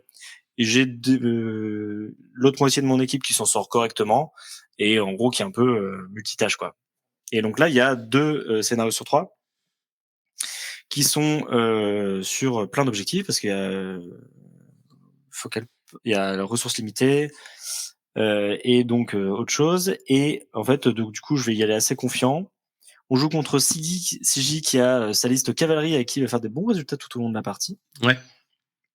Et là, il va jouer contre mon Skaven qui normalement aime bien parce que en fait le Slanesh ça pas énormément de save non plus, donc les Ratlings ça tabasse, les Standard ça tabasse aussi. Mais en fait, comme d'habitude, il va chatter de ouf et il va faire des bonnes charges, il va faire un double tour et tout, et donc il va vraiment beaucoup laver l'armée de mon Skaven et Skaven il va essayer de de gratter le plus de points, et grâce à la récursion Skaven et tout ça, il va réussir à accrocher un max de points. Mais bon, CJ commence quand même à maîtriser un peu Slanesh à fil du temps, et du coup il a très bien joué aussi. Je vais remettre. Alors, je vais aussi mettre dans leur roster, ils avaient un Nurgle avec plein de Blighting. Et alors là, vraiment, je le sentais, qu'il allait arriver sur le scénario avec peu d'objectifs. Donc, objectifs mouvants. Et j'étais sûr qu'ils allaient l'envoyer dessus. Ils l'ont envoyé là-dessus, c'était obligé. Et j'ai envoyé mon Nightone. Vraiment, mon Nightone, c'est le sacrifié du tournoi. Hein. Vraiment, je l'ai balancé partout. Il va ramener 4 points et moi je n'en veux pas, c'est déjà très bien. Contre Norgul, save à 3, ward à 5, terrible. Donc voilà. Et par contre, à côté de ça, donc mon joueur Sylvanette qui est toujours dans un run de légende va mettre 20 €, donc contre leur joueur qui était extrêmement débutant. C'est un joueur qui était fake, mais vraiment il débutait. Donc un peu comme Brévi pour toi. Donc bon, là c'est plus surtout une question de joueur, mais apparemment ça s'est très bien passé. Voilà, moi je vais encore tomber contre un Luminette et ça va très bien se passer aussi parce que je pense vraiment ma liste elle est très bien pairée contre ça. Et ensuite je sais pas c'est quoi leur liste, Hercus et Mojo. Mais ils avaient un Ogre et un Luminette. Mojo c'est leur Ogre, et donc du coup je vais le placer contre mon STD. Je m'étais dit que peut-être que le STD il allait réussir à s'y lui rod dedans en premier, il a réussi à dépop quand même suffisamment de ressources au joueur Ogre qui jouait de l'armée de renom Ogre. Et en fait ça n'a pas suffi, donc il s'est fait un peu engluer. Le décor Ogre il fait quand même beaucoup de BM en zone quand tu restes à côté, donc en fait il se fait grappiller au fur et à mesure et il se fait rentrer dedans assez vite en fait, donc le plan n'a pas fonctionné. Et Hercus, qu'est-ce qu'il jouait le bon Hercus? C'était leur joueur Doc. Ah oui, le deuxième Doc du tournoi. Donc c'était le joueur Doc qui ne jouait pas Morathi Shadowking, qui jouait des shrines et plein de petits piétons. Oui. Enfin, de petits piétons, des serpents aussi de corps à corps, hein, bien sûr. Et donc là, je vais envoyer Kragnos et les Gutripaz, et ça va très bien se passer. C'est sûr que ça va mieux se passer que sur ma partie. Il a pris l'expérience. Globalement, en fait, mais globalement, en fait, les scénarios à plein d'objectifs, j'envoie Sylvanette et Crawlboys et je suis tranquille, en fait. Sur la défense. C'est ça. Voilà. C'est un bon outil de pouvoir. Une bonne petite victoire, pas non plus un gros score, mais moi, de toute façon, là, je suis en 4-0, je me dis, mais qu'est-ce qui se passe? Donc, encore une fois, à limiter, parce que j'ai un joueur qui est plus expérimenté que normalement, mais on s'en sort beaucoup mieux que ce que je pensais, et tout le monde est très content. Même mon joueur qui se fait péter la gueule, mon Nighthaunt, il est content quand même. Donc, écoute, c'est ce qu'on veut. Et du coup, le troisième match, donc les Avengers contre le LDM. Donc, le LDM, on a vu qu'ils ont beaucoup de difficultés depuis le début, du coup, à scorer. Vont faire 81-39. Ouais. Donc, là aussi, une bonne victoire des Avengers qu'on félicite. Et donc là, on va passer au round 5, donc le dernier round, le barreau d'honneur, comme on dit. C'est ça. À savoir que nous, on va jouer contre le LDM. Donc, j'étais très content parce que je voyais que le LDM galérait. Du coup, je me suis dit, bon, bah, c'est bien pour mes joueurs, on va finir sur une partie plus chill, plus agréable, entre guillemets, moins d'enjeux. Parce que la première journée, ton équipe était assez basse, en fait. Oui, parce qu'à savoir que nous, on avait quand même la particularité d'être une équipe qui avait tout perdu sur le papier, mais qui n'était pas dernier. On flottait en ventre mou. Ça, c'était parce qu'il y avait des faux scores, hein, bien sûr. Oui, bien sûr. Mais bon, c'était quand même intéressant à regarder, alors que des équipes qui avaient pu gagner des rounds étaient en dessous de nous. Et donc, quand vous atteignez le 5e match, vous faites le point avec le classement et vous dites, OK, si on veut, par exemple, être top 1, top 2, top 3, combien de points il nous manque? Et donc, est-ce qu'on va gratter les points? Est-ce qu'on va aller les chercher? ou est-ce que vraiment on s'en fout, ça change strictement rien? Nous, ça changeait mais strictement rien. Le LDM, pareil, ils en avaient rien à foutre. Et donc, non mais c'est vrai. Et donc, on a vraiment, j'ai vraiment appairé contre Flob de manière tranquille. Hein. C'était vraiment très très amical. Le Wargame forésien donc contre les pierres dorées, et vous affrontiez donc les Avengers. Vous avez pris 44 points, on avait pris combien déjà? 50. 41, non? C'était round 3. On est où, nous? Là, t'es round 2. Round 2, round 3. On avait pris 49, et vous prenez 44. Donc, on a fait un meilleur résultat. Joli. Exactement. Donc, voilà. Donc, vous savez, vous finissez par une équipe compliquée. Nous, c'était l'inverse. Oui. Mais donc, du coup, le problème, c'est que là, j'avais fait toute ma petite préparation avant le tournoi, etc. Je me suis dit, oh, celle-là, la dernière, vas-y, on s'en fout, je la jouerai au dé, on s'en bat les couilles. Et du coup, j'arrive en 4-0 à cet endroit-là, je me dis, bah, parce que 3-1, parce qu'en fait, il y a une égalité. Mais, et du coup, je me dis, bon, bah, là, je peux pas le faire au hasard, en fait, il va falloir que je le fasse. Je leur ai proposé de la faire au dé, vraiment de tout tirer au dé, qui joue quoi et sur quel scénario. Mais ils ont pas voulu. Bande de tryhard. Et en fait, j'avais calculé que, alors, je sais plus si j'avais calculé avec les mauvais scores ou pas, je crois que oui. En gros, j'avais estimé qu'il me fallait que je marque un point de plus que le cap. Donc, c'est-à-dire qu'il fallait que je marque 31 points dans la round pour être sûr de ne pas être rattrapé par le Wargame forésien qui était à ce moment-là juste derrière moi, si eux-mêmes capaient. Donc, vraiment, c'était un concours de circonstances de ouf, mais je me suis dit, du coup, faut que je la joue, quoi. Donc, voilà. Donc, en fait, on s'est un peu employé le midi à faire les pairings et tout. Très bien, donc 2 mentalités différentes. Nous, à midi, je discute avec mes copains et je leur dis, vous inquiétez pas, en face, on va y aller tranquille. On discute à la table est-ce qu'il y a des ressources, pas de ressources, pas besoin de ressources. Donc, on déroule. Donc, là, sur le pairing, donc moi, je vais affronter Monsieur TKT, donc Monsieur TKT que j'embrasse. C'est un STD. J'arrive à être pairé enfin contre un STD. Je sors de pairing, je dis c'est bon, je le détruis. Je vois sa tête, je discute avec le capitaine, il me dit non mais mon joueur STD, il est vraiment très très débutant, vas-y tranquille. Et là je dis allez, tu sais quoi, vas-y, c'est cadeau, on va jouer vraiment de manière la plus comment dire inclusive possible. Donc on va prendre notre temps, on va discuter, lui il va sortir fumer quand il avait envie de fumer. Pédagogique. Ouais, vraiment, on a été chill. 14-6. Quelle arrogance, monsieur. Ouais, exactement. Ultra arrogant à ce niveau-là. Je suis très content de la partie, ça se passe bien. J'espère que lui va passer un bon moment. Ça aurait pu être un score plus important de mon côté, mais je sais pas le but, il y avait rien à gratter. Donc même si on aurait fait un 10-10 où j'aurais perdu entre guillemets une partie plus didactique, ça m'aurait pas dérangé.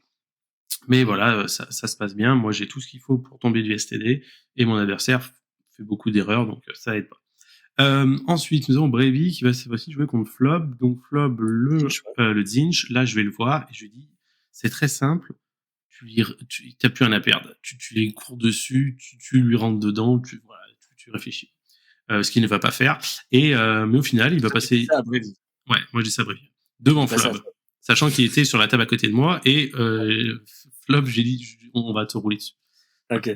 Mais il l'a pas fait, c'est pas grave. Et donc c'était très très drôle parce qu'en fait, moi mais je participais à 2 tables, entre ma table qui était chill et la table de Breivik qui était juste à côté de la mienne avec Flob. On échangeait beaucoup. C'était ultra drôle. Et bon, il fait 7-13, il fait pas ce que je lui dis de faire, mais c'est pas grave, il passe une bonne partie, c'est sa meilleure game, il fait 7 points, il était content. Et même lui, à la fin, il me dit putain, j'aurais dû être beaucoup plus agressif, je pense que j'aurais ramené plus de points. Je dis, bah, quand je te dis quelque chose, c'est qu'il y a une raison. Mais bon, voilà, en tout cas, il finit bien, il est très heureux. Bon tournoi, bonne fin de tournoi. Ensuite, Emiette, mon Stormcast contre Booba. Bah là, c'est pareil.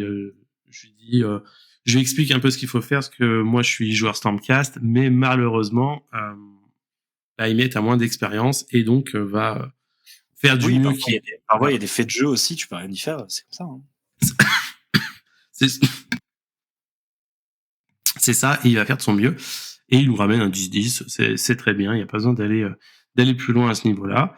Elon, lui, bah, il est contre BZH. BZH, il jouait quoi déjà? Je sais plus, je l'ai vu tout à l'heure. Bon, c'est pas grave, pareil, je lui dis, mec, Son plan de jeu, c'est très simple. Tu l'enfermes chez lui, tu le all-in. C'est ce qu'il va faire. Ça va bien se passer. De toute façon. Là, c'est leur joueur Skaven. Ah oui, c'est ça. Ah oui, en fait, il vient me voir et je lui dis, bon, alors c'est très simple, dans la matrice, il y a le Skaven. Sa liste, elle nous embête parce qu'il y a beaucoup de tirs. Et il me dit, vas-y, pour l'expérience, j'ai envie de voir ce que ça fait Skaven contre ma liste. Alors là, je me dis, banco. J'ai un joueur qui veut aller au casse-pipe tout nu, bah, il y va. Et à la fin, il me dit, ça marche très très bien. Très bien. Et du coup, je dis, ah bah, c'est cool, ça me fait de l'expérience pour mes joueurs.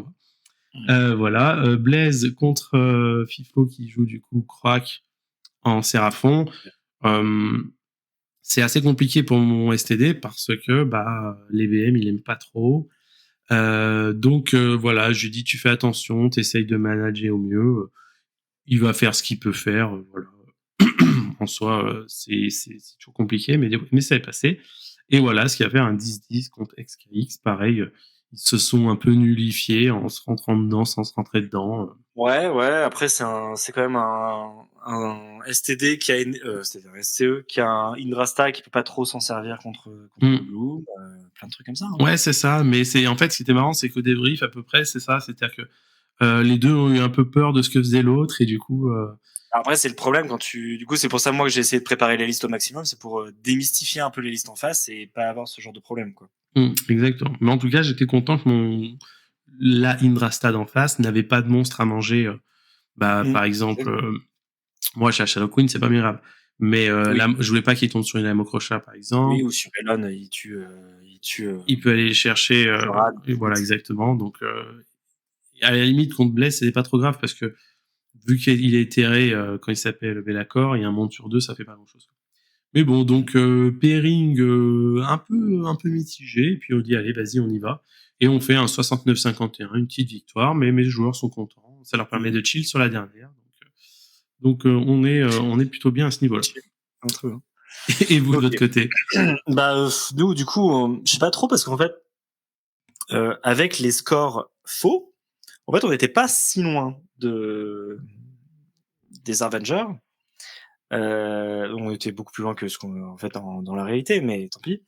Du coup, on s'est dit ok, mais je pense vraiment pas qu'il y a un monde, mais au moins il faut qu'on assure qu'on marque le maximum, comme ça on est sûr d'être deuxième. Voilà, c'est comme ça on est pas de regrets. Mais ils ont des très bons joueurs, ils ont des très bonnes listes, voire des listes atypiques qui sont difficiles à manœuvrer, et donc vraiment c'est pas facile. Et on est sur Mère de toutes les vertus, Bataille du Col et Razia. Donc je me dis, ok, il y a un monde où, parce qu'il y a des objectifs à jouer, quoi. Enfin, il y a pas mal d'objectifs. Donc du coup, j'essaie d'y aller à fond. Je vais envoyer donc mon Nightone pour la 3e fois du tournoi sur un STD. Il va se faire péter la gueule. Parce que, en fait, Nightone se fait péter la gueule par STD, mais il faut bien quelqu'un pour gérer les STD. Et les STD ne veulent pas prendre Stormcast, ne veulent pas prendre Skavens. Donc, en fait, j'ai pas trop le choix. Ah non, STD, je lui ai proposé Nightone ou Fake. Parce que j'avais déjà envoyé mon Skaven avant. Mais du coup, c'est ça le problème, c'est que quand les listes ont des grosses listes, un truc qui va scorer beaucoup, genre STD par exemple, en fait ils te le mettent en défense, t'es obligé de lui proposer 2 choix, mais il va forcément prendre le moins mauvais pour lui, donc en fait tu peux pas non plus tout contrer, et j'avais pas de bien meilleure solution vraiment contre un STD. Donc bon, il fallait un sacrifier, il l'a pris. Il était fatigué, c'était le 3e STD qui se tapait, donc voilà. Pauvre de lui. Après j'ai donc Kev qui a joué contre... Qu'est-ce qu'il jouait, Jojal? J'ai complètement oublié sa liste. J'aurais dû regarder avant. Qu'est-ce qu'il jouait? Skaven. Ah, du coup, c'était Scarpt, du coup. Donc, 2 bons joueurs qui s'affrontent.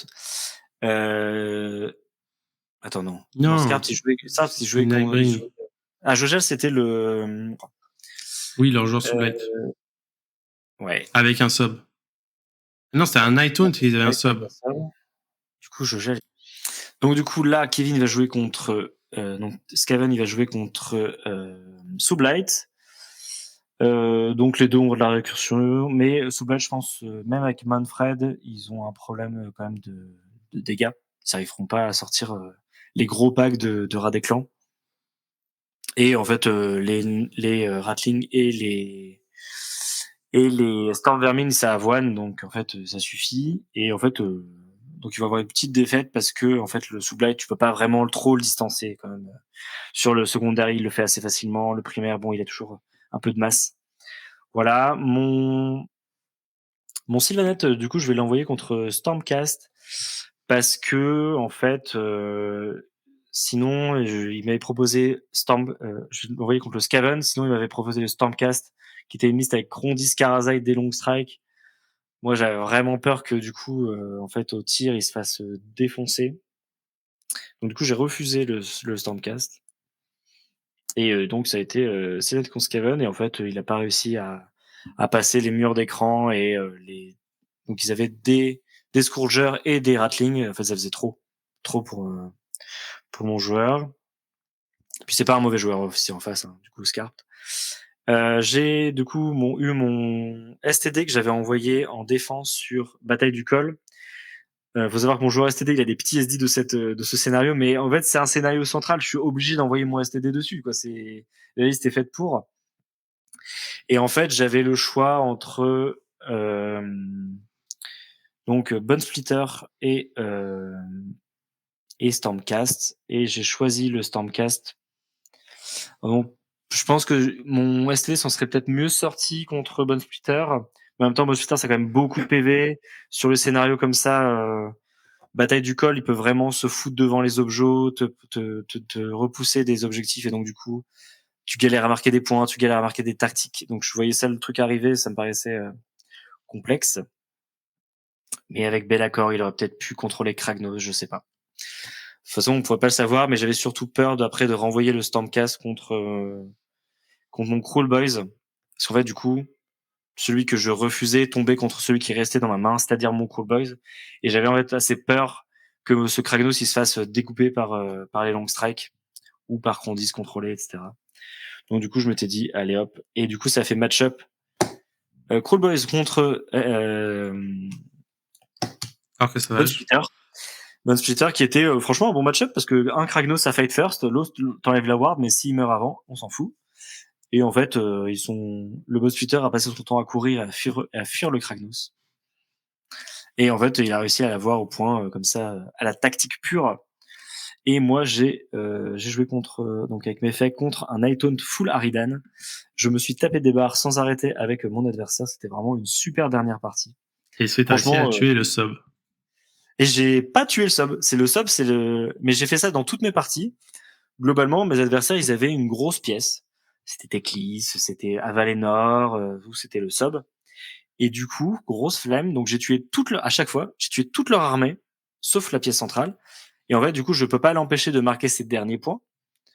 Mais il marque plus de tactique. Alors là, il avait réussi à garder le centre pour la fin. Donc bien joué à lui. Mais là, globalement, sinon, les joueurs ne peuvent plus marquer de tactique. Ils peuvent plus être sur tous les objets en même temps. Donc en fait, je gagne comme ça. Et finalement, ça marche pas mal. Donc voilà. Donc vraiment une très très bonne dernière room. Ça s'est très bien passé. Les joueurs étaient très contents. Même si on a perdu, finalement, c'était dans la bonne humeur. Tout à fait. Tout à fait, tout à fait. Et donc là, nous arrivons au score final, exactement, que je vais vous mettre en plus gros. Donc, vous pouvez voir comment ça s'appelle. Donc, les Avengers, 402 points sur 500. Sur 450. Ouais, 450, ouais. Donc, ils ont beaucoup scoré. Le Lyon War Club, donc toi, tu vas faire 330 points. 333. Donc, belle performance de votre côté. Nous, 291. Et à 10 points derrière, le Wargame Forestien à 281. Ensuite, les Pierres Dorées, 278. Donc, en fait, vous voyez que le ventre mou, là... c'est toujours comme ça. C'est très serré. Ça joue en quelques points. Et le LDM à 214. Donc, voilà. Et si on revient sur le tournoi, il y a plein de trucs qui sont assez intéressants. Parce que, par exemple, vous pouvez voir que les Pierres Dorées vont gagner contre le Wargame Forestien. De notre côté, nous, on va faire un nul contre les Pierres Dorées. Et comment ça s'appelle? Et sur notre premier match, nous, par exemple, on perd contre les Wargame Forésiens. Donc, en fait, la dynamique est trop bizarre. Comment normalement, les Pierres Dorées devraient nous battre, vous voyez, si on suit la logique. Donc, en fait, marche pas comme ça. Voilà, exactement. Il y a plein de trucs qui ça, c'est beau. En compte. Et donc, nous arrivons à ce super résultat pour la Ligue 3 aller à Raha. C'est ça. Le prochain week-end se tiendra du coup la Ligue B. Et nous, en mars, on fera donc le retour. Et après, je sais même pas s'il y a un troisième tournoi avec les gagnants, je sais rien. Il y a peut-être un truc de montée descendante, si ça se fait ou pas, on verra. Voilà, on rappelle bien sûr, donc sur les 3 premières équipes, on a des joueurs qui devraient pas être là. Donc faut pas. Il y a une pondération à faire parce que Wargame Forésien s'en sort très bien avec seulement 2 joueurs. Pierre Doré pareil, donc vraiment bravo à eux. Les résultats sont pas très importants. Globalement, c'est que l'ambiance était excellente. Merci à l'orga, merci à Varag de nous avoir rincé comme pas possible. La salle était très cool, les orgas étaient très cool, l'arbitre était hyper compréhensif, hyper didactique, vraiment super disponible, trop bien. Et voilà, vraiment c'était une réussite en termes d'organisation et en termes de ressenti, vraiment. Oui, tout à fait. C'est vrai que moi, je suis très satisfait, pas de ma 3e place, entre guillemets, parce que j'ai des joueurs qui sont trop expérimentés, peut-être pour certains points du règlement et tout. Donc, ça n'a pas d'intérêt. Mais ce qui est intéressant, c'est qu'on est vraiment dans un ventre mou. Et donc, j'aurais très bien pu me retrouver avant-dernier, mais on est tellement proche que finalement, le jeu est agréable. C'est ce qu'on appelle du jeu égal, vraiment, à ce niveau-là. Ça suffit vraiment que au milieu, moi, on va dire que j'ai peut-être eu un coup de chance sur une partie et les Pierres Dorées un coup de malchance. Mais en fait, à nous 4, on est du même niveau. Donc, c'est exactement un peu ce qu'on avait anticipé, quoi. Tout à fait. Et le LDM, quand ils vont revenir en mars, en février-mars, ils n'auront que progressé et du coup, ils vont encore pouvoir passer un bon tournoi à ce niveau-là. Donc, on les félicite en tout cas pour leur état d'esprit. Ah, exactement. Donc, vraiment, moi, j'ai très, très hâte de faire le match retour parce que quand on fait un match aller de cette qualité avec ces joueurs-là, on se dit, ah bah tiens, on va pouvoir les réaffronter. Et donc, c'est vraiment cool à ce niveau-là. Je sais pas, toi, de ton côté, comment... Ça, c'est la coupe. Ouais. Pas trop mal, en plus. Non, franchement, on a vu des trucs pires que ça. Je sais pas quel était l'état d'esprit, toi, à la fin, avec ton équipe, et est-ce qu'ils étaient chauds pour Réanki derrière? Oui, ils sont vraiment très satisfaits de l'expérience. Je pense qu'ils ont encore besoin qu'on les accompagne un peu. Je suis pas sûr qu'ils puissent. Moi, j'ai encore des doutes sur est-ce que je vais participer en tant que joueur à la phase retour ou pas, ou est-ce que je vais juste être en coach pour les assister, quoi. Je ne sais pas encore. Parce qu'en fait, c'est quand même assez rigolo de jouer aussi, hein, bien sûr, on va pas se le cacher. Mais en tout cas, je suis très content d'eux. J'ai été surpris de leur niveau et je les ai trouvés plutôt matures, vraiment pour l'événement. Alors que ça peut être impressionnant, on peut se tromper.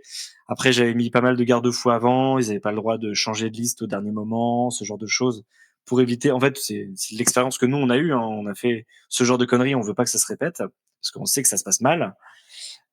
Donc en fait, le fait de les encadrer comme ça, vraiment, c'est hyper plaisant comme expérience. Et en fait, eux, ça leur bonifie leur accès à la compétition, ça le dédramatise beaucoup. Voilà, donc vraiment super. Top. Bon, bah parfait. S'ils sont prêts à revenir, reprendre les crampons. En tout cas, moi, j'ai discuté un peu avec tout le monde était chaud, donc on a hâte d'être en retour. Moi, dans mon équipe, ça risque de pas mal bouger parce que mon équipe est atypique. Oui, ton équipe est en gros issue de 2 équipes qui ont fusionné, quoi, en fait. Ouais, c'est ça, avec plein de gens qui viennent jouer, qui viennent pas jouer, avec des remplaçants, des remplaçants de remplaçants. Voilà, donc... C'était le bordel. C'est sûr. Donc moi déjà je tiens à remercier Elon Tanguy qui a bien dépanne pour ce tournoi-là. Normalement porté aussi avec ses. Ça c'est aussi la belle histoire, tu vois. C'est genre mon joueur, il a pas fait une partie, on en fait. Moi j'ai pas fait de partie non plus en FEC, en V4. On en fait une la veille jusqu'à 1h du matin. Et en vraiment, pendant ce week-end, il est tombé amoureux des Cruel Boys, il a trop kiffé. S'il y avait pas eu le BT la Or qui vient de sortir et qui a un peu changé les trucs, vraiment, il a acheté une armée Cruel Boys le lendemain, quoi. C'était donc c'est une trop belle histoire. Ouais, c'est cool. Moi, je sais que pareil, avec certains joueurs, ils m'ont dit avec l'expérience que j'ai maintenant, j'aurais changé ma liste, des trucs, des machins. Donc non, c'est vraiment cool. Moi, je peux que vous encourager en tout cas si vous êtes intéressé par ça, par vous rapprocher peut-être de joueurs qui ont un peu plus d'expérience ou de clubs pour voir s'il n'y a pas des choses qui se préparent. et venir en tournoi en équipe, parce que c'est quand on est en tout cas dans cet état d'esprit, ça fonctionne très très bien, quoi. Ouais, n'hésitez pas à demander si ça se trouve, il y a des équipes qui galèrent à trouver parce qu'ils ont des abandons ou alors des malades et ils galèrent à trouver en fait des remplaçants. N'hésitez pas à vous proposer sur les Discord de la SFF ou de vos associations locales. En tout cas, ça perd rien d'essayer. Tout à fait, tout à fait. En effet. Donc voilà. Donc j'espère que ce petit débriefing aura fait plaisir à toutes les personnes qui sont restées jusque-là. Dans l'idée, vraiment, c'est de vous montrer, vous faire comprendre comment ça fonctionne. J'avais le souhait de faire un truc un peu plus vlog, mais j'ai pas l'équipement. Je suis vraiment nul en prise de son et en prise de vidéo. Donc mais je suis chaud si tu veux si on fait un débrief pour le match retour. De vraiment, on fait ok, alors là ils m'ont envoyé ça, on était sur ce scénario, voilà comment j'ai réfléchi, et faire vraiment en gros refaire un remontage du pairing, comment ça se passe de A à Z, tu vois. Bah, pourquoi pas, ça peut être l'exercice sur la prochaine vidéo dans 2 mois. Ça peut être très très intéressant. Petite question pour finir, est-ce que toi, demain, si quelqu'un te pose la question, ouais, être capitaine et entre guillemets faire l'aventure sur cette assiette-là, tu conseillerais ou tu dirais non, c'est vraiment quelque chose qui demande à être réfléchi parce que il y a des responsabilités, c'est compliqué et ainsi de suite. Globalement, on est tous des adultes, donc tout ce qui est organisationnel, globalement tout le monde participe, donc c'est pas non plus une charge immense, même si tu dois prendre un peu les décisions alors que y a pas de valeur dessus, mais franchement c'est vraiment pas une charge. En termes de stratégie et tout, au pire, vous n'êtes pas obligé de le faire. Hein. C'est pas, vous pouvez venir juste vraiment entre potes et un peu comme les LDM, je pense, pas non plus dire bah, ok, tu veux jouer quoi? Ok, c'est parti, joue ça et puis fais-toi plaisir. Moi, j'adore vraiment tout ce qui est analyse des listes, regarder, préparer, etc. Je kiffe ça. Faut un peu se déterre là-dessus parce que il faut que les listes elles soient prêtes le jour J pour qu'elles soient dans le bon format. Faut rappeler ça un peu ses joueurs de temps en temps. Faut dire attention, il reste que 2 semaines. Commencer vraiment à y réfléchir. Mais globalement, ça prend pas beaucoup de temps. Et en fait, le pairing, c'est un exercice exceptionnel. Vraiment, c'est super intéressant. Puis vraiment, je sais pas, c'est un côté ok, là, ça y est, on y va. Moi, je suis le coach, lui, c'est le second, et c'est parti. C'est vraiment, je sais pas, c'est un autre jeu dans le jeu. Vraiment, on se déterre, c'est trop drôle. Et puis, je sais pas, il y a toute une phase de taunt aussi qui se passe comme ça à la table. C'est vraiment très, très, très sympa. Donc, je conseille vraiment, si personne se décide, etc., et que vous hésitez, franchement, tentez l'expérience. Et au pire, faites-le à plusieurs. C'est toujours bon de s'investir dans le jeu pour votre compréhension globale du truc. Et vraiment, le pairing, ça vous fait progresser de fou dans d'autres aspects, en fait. Et ça vous permet de vous mettre au courant, ce genre de choses. Et en fait, le jeu en équipe, c'est vraiment la forme la plus aboutie d'Age of Sigmar, grâce en fait au fait que vous supprimez un peu l'aléatoire, vous décidez en gros de qui joue contre quoi. Et du coup, participer à ça, en fait, c'est un peu vous êtes impliqué dans le résultat, quoi. C'est ok, c'est moi qui ai fait la ronde, j'ai pu m'adapter en fonction de ce que j'ai fait.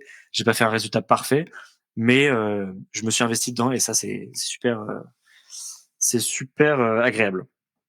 Bah, c'est sûr que c'est vraiment l'énergie que moi j'aime beaucoup. C'est jeter un petit coup d'œil à la table à côté, regarder, voir ce que ton pote te dit ouais, machin, nanana. Quand t'as fini, tu poses la question, alors, Pierre-Paul Jacques, il en est où? Et là, on te met des petites mèches basses. Ouais, ils auront jamais fini, ils sont tour 2, il reste 10 minutes de jeu. Moi, j'ai eu alors, ça, par hein. contre, être capitaine joueur ou être coach joueur, c'est compliqué quand même. C'est un exercice qui est pas facile parce qu'en fait, vous avez votre impact en tant que capitaine pendant le pairing et tout, mais après une fois que la partie est commencée, en fait, vous pouvez pas regarder les games, assister vos joueurs, etc. Vous devez être dans votre partie à vous. Donc ça, c'est un peu limité. C'est aussi pour ça que je me pose la question est-ce que je veux être joueur au retour ou pas? Parce que en fait, être un vrai travail d'analyse, il faut vraiment ne pas jouer et regarder toute l'étape, quoi. C'est sûr que c'est plus facile. Moi, ce que j'ai aimé dans ce petit tournoi, c'est que j'ai quelques joueurs qui ont fait appel à ou 3 minutes pour faire le coaching. Le seul truc, c'est que c'est mes joueurs expérimentés qui l'ont pris. Et en fait, les joueurs inexpérimentés ne le prennent pas, tu vois. Et du coup, c'est un peu frustrant parce que quand tu débriefes avec lui, ils te disent ouais, à ce moment-là, j'ai pris cette décision, c'est cette décision qui m'a foutu dans le sac, tu vois. Et de dire, un gars, t'as 3 minutes, tu m'appelles, moi ça me dérange pas de quitter ma game parce que je joue une liste de merde et du coup je rentre, je sors sans souci. J'aurais pu t'aider à prendre le bon choix, tu vois. Et c'est ce que tu fais avec les joueurs expérimentés, et du coup ça se passe bien, on prend les bons choix, ils sont confiants, et c'est le petit truc. Mais je pense que je remettrai un coup de bambou la prochaine fois pour qu'ils le prennent, quoi. Très bien. Donc voilà, bah écoutez, en tout cas, j'espère que ça vous a plu. Si jamais vous souhaitez suivre la chaîne, soutenir la chaîne, il y a le Tipeee en description, n'hésitez pas. Merci aux tipeurs. Exactement, petit commentaire, mettez voilà en bas vos souhaits, comment vous imaginez ça, est-ce que vous avez envie de vous lancer, pas vous lancer. Est-ce que c'est normal que les joueurs ne savent pas rentrer 4 chiffres dans une application? Bah ouais, écoutez. Voilà, exactement. Et puis bah on vous embrasse et à une prochaine sur une vidéo. Ciao Allez, tout le à monde. plus. Salut.